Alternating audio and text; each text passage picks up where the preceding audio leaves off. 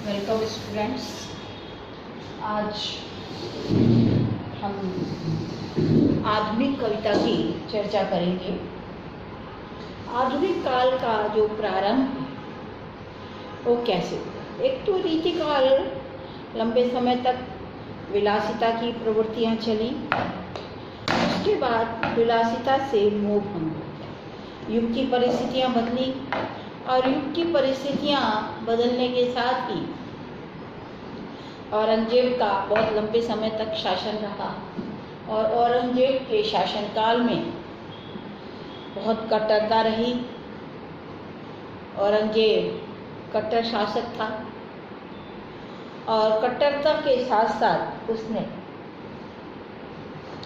जो बहुत सी कलाएं थी उन पर रोक लगा दी। संगीत कला का तो जनाजा निकल गया।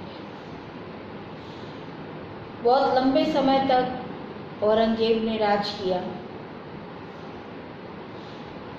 और उसके बाद जो मुगल काल के शासक आए वो अत्यंत ही कमजोर थे और बहुत से आक्रमणकारी आए, डच आए, हूण आए और धीरे धीरे ईस्ट इंडिया कंपनी ने भी अपने पांव भारत में जमा लिए। ईस्ट इंडिया कंपनी व्यापार की नियत से आई थी और धीरे धीरे उसने अपनी जड़ें मजबूत करनी शुरू कर दी और भारत पर अपना राज्य, भारत के शासकों को, जितने भी कमजोर शासक थे उनके राज्य को अपने में मिलाकर तरह तरह के हथकंडे अपनाकर वो अपना साम्राज्य विस्तार करने लगे और वो यहाँ के शासन को अपने हाथ में ले बैठे। तो इन परिस्थितियों के साथ इस युग के कवियों का दृष्टिकोण भी बदला और जो कविता विलासिता की प्रवृत्ति से ग्रसित थी, जो विलास भावना जिसमें बहुत ज़्यादा थी, अब वो कविता यथार्थ होने पर उतारी। युग की जो परेशानियां थीं, जो बदली हुई परिस्थितियां थीं, उसके ऊपर कवि का ध्यान गया और धीरे इस तरह से विलासिता की भावना का अंत हुआ। कविता की भाषा तो ब्रज भाषा ही रही, पर धीरे धीरे खड़ी बोली का प्रयोग इस युग में होने लगा। गद्य की आवश्यकता महसूस हुई क्योंकि रीतिकाल तक गद्य जो है वो नहीं लिखा जाता, तो गद्य की आवश्यकता महसूस की गई। पत्र पत्रिकाओं की आवश्यकता महसूस की गई, निबंधों की आवश्यकता महसूस की गई, क्योंकि इस युग में सबसे ज़्यादा महत्वपूर्ण ये था कि अपनी बात को किस तरह से जन जन तक पहुंचाया और वो सशक्त माध्यम पत्र पत्रिकाओं के द्वारा, निबंधों के द्वारा था। विभिन्न प्रहसन एकांकी खेल कर नाटकों के द्वारा था। इस तरह से विभिन्न गद्य विधाओं की ओर भी इस युग के साहित्यकार का ध्यान गया और गद्य की तरफ वो प्रवृत्त। सबसे पहला जो युग आता है वो है भारतेंदु का। तो जो युग की परिस्थितियां बदल रही थी उसकी आवश्यकता को समझते हुए जो भारतेंदु थे वो बड़े ही विज्ञ, बहुत ही बहुमुखी प्रतिभा के धनी थे और एक राजा होते हुए उन्होंने जो हिंदी के लिए काम किया वो हिंदी साहित्य कभी भी विस्मृत नहीं कर पाए। हर क्षेत्र में न केवल काव्य के क्षेत्र में, गद्य के क्षेत्र में, नाटक के क्षेत्र में, निबंधों के क्षेत्र में, हर क्षेत्र में अप्रतिम योगदान जो है रखा। प्रेस नहीं थी हिंदी की, तो प्रेस तो अंग्रेजी शासन की ही इस्तेमाल करनी पड़ती थी। तो इस युग में दोनों प्रवृत्तियां देखी जा सकती हैं, एक तो राजभक्ति और एक देशभक्ति। इनको देशभक्ति भी करनी थी और राजभक्ति भी करनी थी, नहीं तो इनके लेख जो है वो नहीं छप सकते थे। तो इन पर कभी कभी राजभक्ति का जो आरोप लगता है, यदि हम उनकी परिस्थितियों को देखें कि भारतेंदु की वास्तव में क्या परिस्थितियां थीं और क्यों उन्हें ये राजभक्ति करनी पड़ी, तो शायद हम इस बात से सहमत होंगे कि उस युग की परिस्थितियां ऐसी थीं कि उन्हें अपनी बात जनता तक पहुंचाने के लिए प्रेस का इस्तेमाल करना था अंग्रेजी शासन। इसीलिए उनके साहित्य में दोनों ही भावनाएं देखी जा सकती हैं। भारतेंदु ने स्वयं नाटक खेले, बहुत से नुक्कड़ नाटक खेले, जिसके द्वारा जनता को जागृत करना चाहा। उनका बड़ा ही प्रसिद्ध नाटक है अंधेर नगरी। अंधेर नगरी, चौपट राजा, टकासेर भाजी, टकासेर खाजा। तो उन्होंने जनता को जगाने के लिए बहुत तरह से प्रयास किया। निबंध लेखकों को आगे लाए और निबंधों पर जोर दिया। पत्र पत्रिकाओं के माध्यम से अपनी बात जन जन तक पहुंचाई। बहुत से पत्रों का जो संपादन है वो स्वयं भारतेंदु ने किया। कवि वचन सुधा, भारतेंदु पत्र आदि बहुत सी पत्रिकाओं का संपादन किया। भारतेंदु ने स्वयं ने रिपोर्टाज, निबंध, एकांकी, नाटक तथा गद्य के विविध विषयों पर अपनी लेखनी चलाई और साथ ही अन्य लेखकों को इसके लिए बहुत ही उत्साहित किया। अन्य लेखकों को इसके लिए नए मौके दिए, आगे बढ़ाया। पत्र पत्रिकाओं का संपादन किया। जो उस समय के पत्र पत्रिकाएं निकलते थे उसमें उन लेखकों की रचनाएं छपती। भारतेंदु ने कविता भी लिखी है। कविता की भाषा ब्रज भाषा रही है।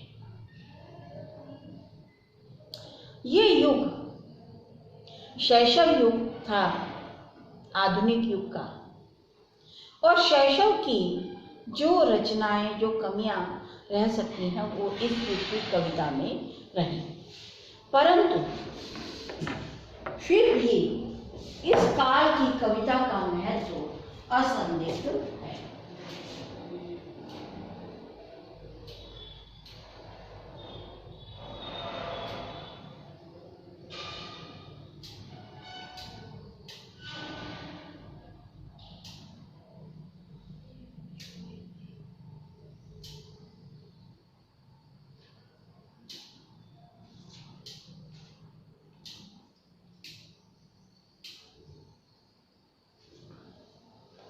युगीन आवश्यकताओं को देखते हुए इस युग के कवियों में देशभक्ति की भावना बहुत पाई जाती है।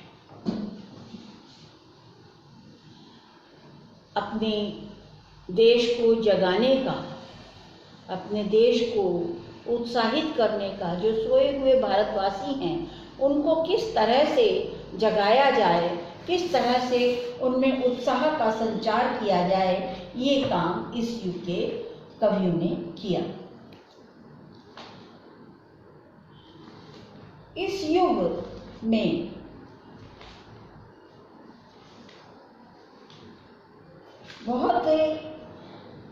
मैंने पहले भी कहा कि बहुत ज़्यादा उत्कृष्ट कोई रचना तो नहीं लिखी गई, परंतु जो शैशव काल का होना चाहिए, जो शैशव काल की स्थिति होती है, उसके अनुसार ये कविता लिखी गई।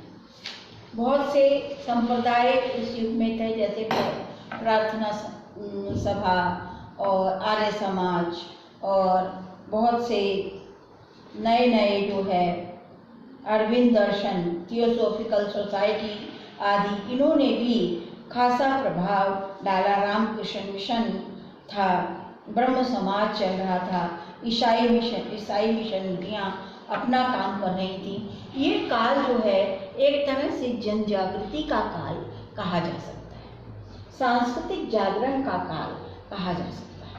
और इस युग में कवियों का दायित्व बन गया कि उन्हें जागरण करना। और भारतेंदु काल की अगर हम बात करते हैं, वह भारतेंदु के युग में जो विशेष कवि रहे हैं वो थे राय देवी प्रसाद पूर्ण, माधुशंकर, राम नरेश त्रिपाठी, रामचरित उपाध्याय, जगन्नाथ दास रत्नाकर इत्यादि। प्रताप नारायण मिश्र, अंबिका दत्त व्यास, राधा कृष्ण दास, बद्री नारायण चौधरी इस युग के उल्लेखनीय साहित्यकार हैं। जनता को स्फूर्त करना, प्रेरणा देना, उनको हर तरह से नेतृत्व प्रदान करना, चरित्र निर्माण करना, राष्ट्रीयता का संचार करना, जो प्रवृत्तियां इस युग में इसी प्रकार की प्रवृत्तियां देखी जा सकती हैं और ये उनका काम भी था। हमें ये हम जब देखेंगे तो इस युग में हिंदू समाज की कुरीतियों पर कुठाराघात किया गया है, धार्मिक मिथ्याचार, छल कपट आदि पर जो है अब लिखा गया है। पाश्चात्य सभ्यता में रंगे हुए शिक्षित वर्ग की भी कटु आलोचना की गई है। उर्दू के प्रति सरकार का पक्षपात, कर्मचारियों की लूट खसोट, अदालतों में प्रचलित अन्याय और अनीति और देश की विभिन्न समस्याओं और विभिन्न प्रश्नों को उठाया गया। इस युग में धार्मिक कविता का भी विकास हुआ, उपदेशात्मक सूक्तिमय काव्य भी लिखे गए, जहां एक ओर युग परिवर्तन हो रहा था, युग नियमन हो रहा था, युग नेतृत्व हो रहा था और भारतेंदु में इन सब की पूर्ण क्षमता थी। उन्होंने पूर्ण नेतृत्व दिया, युग का नियमन किया। सच तो यह है कि सम्यक परिवर्तन की अद्भुत क्षमता जो भारतेंदु में थी वो आगे आने वाले द्विवेदी जी में नहीं थी। एक तरफ तो उन्होंने साहित्य सृजन में योगदान दिया, दूसरी तरफ नाटक आदि का स्वयं प्रणयन किया और फिर उसका मंचन भी किया और लोगों को जागरूक करने का प्रयास किया। ये सबसे बड़ी विशेषता है भारतेंदु युग की। उनके युग में भारतीय जनता पूरी तरह से अंग्रेजी रंग में रंगी हुई, उसे अपनी संस्कृति की याद करानी थी, उसे अपनी संस्कृति की तरफ मोड़ना था, उसको पतन के रास्ते पर जाने से बचाना था, अपने देश को स्वतंत्रता के लिए जागरूक करना भी उनका धर्म था।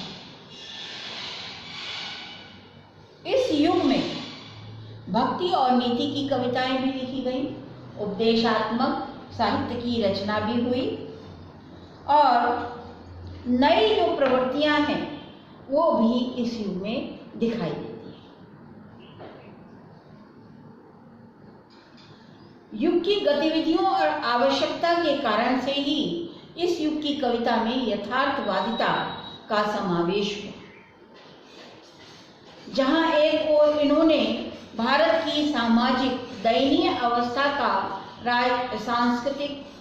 सामाजिक, सांस्कृतिक, राजनीतिक और धार्मिक दयनीय अवस्था का राग अलापा है, वहां इन्होंने राजनीतिक गरिमा का भी राग अलापा है। भारतेंदु की कविता अतीत की गौरव गाथा, कहीं वर्तमान की अधोगति से भरी हुई शोक भरी वेदना है, कहीं भविष्य से को जागृत करने की चिंता है, कहीं प्रकृति वर्णन के चित्र हैं और कहीं जो है नाटक है, कहीं गोरक्षा आदि विषयों को चुना गया है, कहीं मनोरंजन साहित्य है। इस तरह से इस युग की जो कविता है वो विविध मुखी कविता है। बहुत से विषयों को उन्होंने उठाया और मैंने जैसे पहले कहा कि गद्य इस समय तक बिल्कुल भी नहीं था, तो गद्य की भी पर्याप्त उन्होंने शुरुआत की। नाटक हो, रिपोर्टाज हो, निबंध हैं, आलोचना है, इन सब पर उन्होंने अपनी लेखनी चलाई। कहना न होगा कि नाटक, कहानी, उपन्यास, एकांकी सभी क्षेत्रों में भारतेंदु काल में प्रारंभ हुआ। भारतेंदु ही हिंदी गद्य के जनक थे और उन्होंने ही उनकी लेखनी चलाई। बहुत उदात्त गद्य लेखन इस युग में नहीं हुआ, परंतु शैशवकालीन गद्य लेखन की दृष्टि से इस युग के साहित्य का महत्व जो है वो असंदिग्ध है। इस युग में जो भी लिखा गया, जितना भी लिखा गया वो पर्याप्त है, क्योंकि इस युग की परिस्थितियां ही उसके अनुकूल नहीं।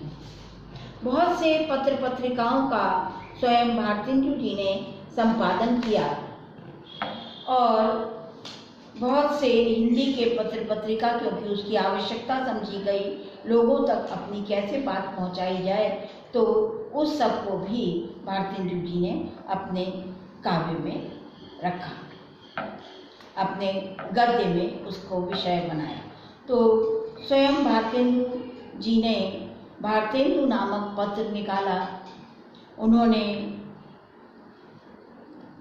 कई सारी पत्र पत्रिकाएं भी निकाली, जिससे कि जो उस युग के कवियों की रचनाएं, चाहे वो गद्य की रचनाएं हों और चाहे वो पद्य की रचनाएं हों, उन पत्रिकाओं में, उन पत्रों के माध्यम से लोगों तक पहुंचने लगी, जिससे कुछ हिस्सा स्वतंत्रता संग्राम में उनका अपना भी योगदान रहा। शुरुआत करने का काम भारतेंदु ने किया। जो युग की परिस्थितियाँ थी उनके अनुकूल उन्होंने जितने साधन उनको उपलब्ध थे, उन साधनों में ही उन्होंने अपना लेखन कार्य किया।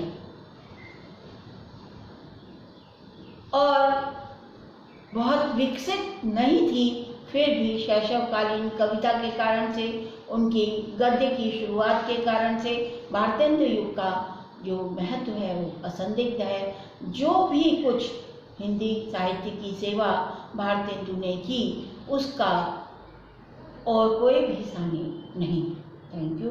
कल हम द्विवेदी युग की चर्चा करेंगे और द्विवेदी युग के साथ साथ हम सरस्वती पत्रिका का जो शुरुआत हुई और सरस्वती के माध्यम से हिंदी गद्य और हिंदी खड़ी बोली का जिस तरह से विकास हुआ, इस सब की चर्चा करेंगे। Thank you.